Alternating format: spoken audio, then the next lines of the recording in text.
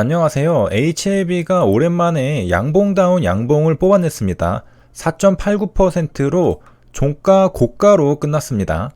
HLB는 9시 31분에 뉴스 기사가 나왔는데요. HLB의 미국 법인 자회사 엘레바가 아스코에서 리보세라닙의 선양낭성암 이상 결과를 발표했다고 합니다. 엘레바는 아스코 행사 기간 중 별도로 부스를 운영했다고 하는데요. 사람들이 엘레바 부스로 오면은 파이프라인들을 소개하는 거죠. 그래서 어떤 제약사가 괜찮은 신약 후보 물질인 것 같다고 생각이 들면 거기에서 추가적인 논의가 이루어지면서 어떤 딜이 만들어질 수도 있고요. 그래서 아스코나 에스모, AACR은 중요한 거죠. 네트워크를 만들고 그 네트워크 속에서 어떤 중요한 딜이 이루어질 가능성이 있기 때문입니다. 그래서 많은 제약사들이 아스코, 에스모 발표를 굉장히 중요시하고 심혈을 기울여서 준비를 하죠. 예를 들어 1월 달에 JP모건 헬스케어 컨퍼런스도 많은 국내 제약사들이 열심히 준비를 해서 가죠. 거기에 어떤 기회가 있을지 모르니까 만반의 준비를 해서 좋은 기회를 만들려고 노력하는 것입니다. 좋은 관계도 구축하고요. 선양낭성암은 통상 침샘암으로 불리는 희귀 질병이라고 합니다. 그리고 밀렸던 공시 하나를 보도록 하겠습니다. 4월 27일에 타법인 주식 및 출자증권 취득 결정이 나왔는데 발행회사는 엘레바 테라피틱스입니다. 방금 봤던 미국 법인 자회사죠. 취득 내역은 500만 주를 취득했는데 금액으로 보면 310억 원입니다. 310억 원을 출자했으니까 돈을 줬다는 거죠. 현금으로 줬습니다. 현금으로 엘레바 주식 500만 주를 취득했으니까 그 현금은 엘레바로 들어가는 거죠. 결과적으로 우리들에게 익숙한 주주배정 유상증자 참여가 된 것입니다. 자금 조달한 이유는 무엇일까? 여기 취득 목적이 있는데 종속회사의 임상 자금을 확보하기 위해서라고 합니다. 그러니까 HLB 대장이잖아요. 유상증자를 하면서 자금을 굉장히 많이 가지고 있습니다.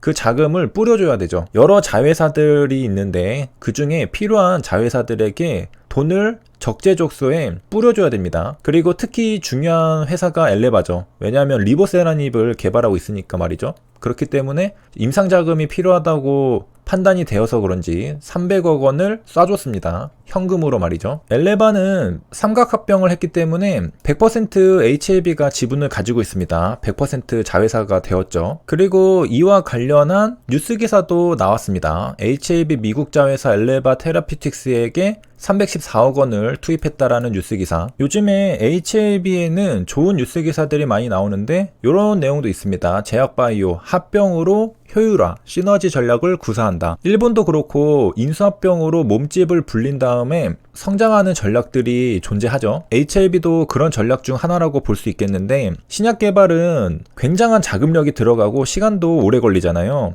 그러기 위해서는 조그만 기업으로는 버티기가 쉽지 않습니다. 그래서 소위 맷집을 키워야 하죠. 그 맷집을 키우는 것 중에 하나는 규모를 크게 늘리는 것입니다. 그래서 회사들이 합병하고 몸집을 불리면서 잽을 몇 대 맞아도 거뜬할 정도로, 만약에 작은 기업이라면 임상시험 하나에 회사의 명운이 걸려있는 경우도 있습니다. 그럴 경우에 그 임상시험 하나가 망하면 회사도 곧 망하죠. 하지만 회사의 몸집이 굉장히 커지면 임상시험도 굉장히 많이 진행할 수 있고 그 중에 하나만 성공해도 다른 실패들을 커버할 정도로 엄청난 성공을 거둘 수가 있게 됩니다. 우리가 알다시피 신약 개발의 성공률은 굉장히 낮습니다. 10개 중 하나가 성공할까 말까 하죠.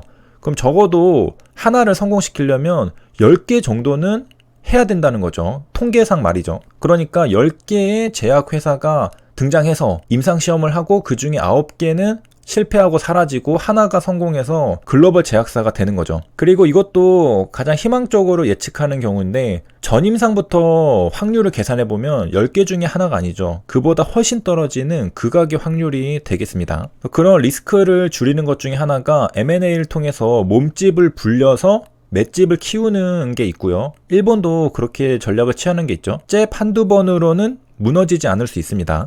그렇다면 HLB는 올해 초에 FA를 인수했는데 FA는 캐시플로우를 만들어내는 기업이죠. 아무래도 임상시험을 하려면 자금 조달을 해야 되는데 이제 FA가 벌어들인 돈으로 어느 정도 커버를 할 수 있게 되었습니다. 예전처럼 전환사채나 유상증자만이 자금 조달의 수단이 아닌 FA가 돈을 벌어올 수가 있다는 겁니다. 그리고 그 결과는 곧장 나타났죠. 1분기가 흑자 전환했습니다. HAB 같은 신약 개발 회사가 흑자를 낸다는 것은 상상하기 힘든데, 신약 개발에 성공한 다음에 상업화가 됐을 때야 어마어마한 흑자를 예상할 수 있는데, HAB는 리보세라닙이 시판되기 전에 벌써 FA 덕분에 흑자 전환을 했습니다. 그 외에도 합병을 하는 기업들이 굉장히 많은데, 비보존 헬스케어는 비보존 제약과 합병을 앞두고 있다고 합니다. 에이프로젠 그룹에서 에이프로젠 MED와 에이프로젠도 합병을 추진하는 것으로 알려져 있고, 또 GC 녹십자 랩셀과 GC 녹십자 셀은 작년에 합병을 결정하고 GC셀로 사명을 변경했다고 합니다. 또 휴원스 글로벌 자회사 휴원스 메디케어와 손자회사 휴원스 메디컬이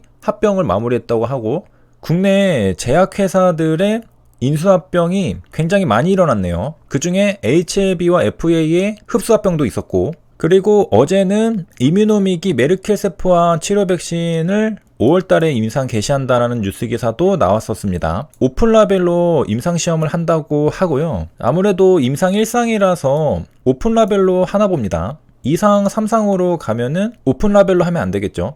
이렇게 뉴스 기사로 HAB에 대해 좋은 소식들이 많이 나오고 있고요. 최근에 확실히 분위기가 달라졌죠. 뉴스 기사에서 좋은 소식이 하루가 다르게 매일매일 나오고 있습니다. 수급은 어떻게 됐을까? 외국인의 경우에 22일과 25일에 굉장히 많이 팔았었는데 기간도 같이 팔았었죠. 그런데 그 뒤로는 다시 수급이 들어오고 있습니다. 그동안 외국인은 줄곧 팔았었죠. 22일과 25일은 언제냐? 요 날입니다. 이날에 지수가 안 좋았잖아요. 22일 떨어지고 25일에도. 그런데 그렇게 외국인과 기관의 매도세에도 HAB는 저점을 지켜냈습니다. 지켜내고서 이렇게 오늘은 양봉을 뽑아냈습니다. 차트를 보니까 저 멀리서부터 이제 121선이 슬슬 내려오고 있고 61선도 내려와서 이제 캔들과 만났네요. 이평선이 다시 만나고 있습니다. 수렴하고 있고 모이고 있죠. 이 121선은 저항의 역할을 할 수도 있고, 그리고 이 캔들이 121선 위로 올라가면 긍정적인 흐름을 기대를 해볼 수도 있죠. 그래서 121선과 캔들이 만났을 때 저항이 될지 아니면 121선 위로 슬금슬금해서 올라올지, 그것을 지켜보는 것도 재미있을 것 같습니다. 일단은 61선 위로는 올라왔죠. 61선과는 만난 상태입니다. 오늘 기준으로는 61선을 통과한 상태죠. 그 다음은 121선이 남았는데 요걸 어떻게 할지를 봐야 되겠죠. 이평선이 중요하냐